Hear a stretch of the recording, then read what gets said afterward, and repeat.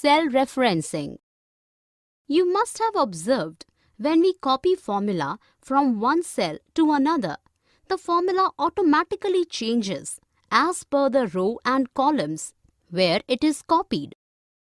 The cell coordinates in the formula are called as cell referencing. There are two commonly used cell references we use in Excel.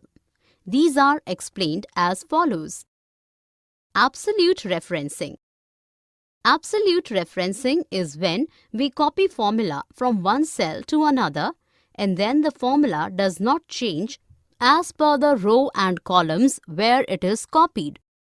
We place a $sign in front of the row or column where to make a column or row absolute.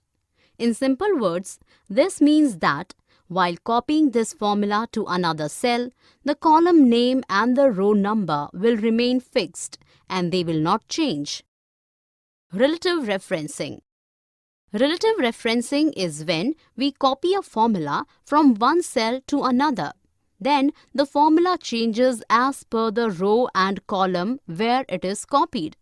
This is the default mode of referencing in a spreadsheet. Mixed referencing. This is a combination of absolute and relative referencing. We can make column or row absolute or relative as per our convenience. Means column can be changed while copying formula, but row will remain fixed. For more such videos on all subjects, practice questions and a lot more, download iPrep and learn unlimited.